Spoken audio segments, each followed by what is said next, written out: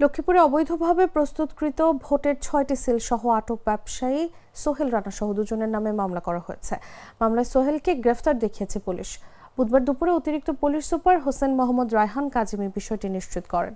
এর আগে পুলিশ বাদী হয়ে সদর মডেল থানায় দুজনের নামে মামলা করে। এদিকে সিল জব্দের ঘটনায় মঙ্গলবার রাতে বিএনপি ও জামায়াত পাল্টাপাল্টি সংবাদ সম্মেলন করেছে। সংবাদ সম্মেলনে লক্ষ্মীপুর ৩ আসনের ধানের শীষের প্রার্থী ও বিএনপির যুগ্ম মহাসচিব শহীদউদ্দিন চৌধুরী আনি সিলকাণ্ডের সঙ্গে জামায়াতের সংশ্লিষ্টতা সহ আটক সোহেলকে জামায়াতের কর্মী বলে দাবি করেন। পরে পাল্টা সংবাদ সম্মেলনে একই আসনের দাঁড়িপাল্লার প্রার্থী ও জামায়াতের ঢাকা মহানগরী উত্তরের সেক্রেটারি রেজল করিম আটক সোহেল জামায়াতের কেউ নয় বলে জানান। অতিরিক্ত পুলিশ সুপার রায়হান কাজিমি বলেন, দুজনের নামে মামলা করা হয়েছে। আটক সোহেলকে গ্রেফতার দেখানো হয়েছে।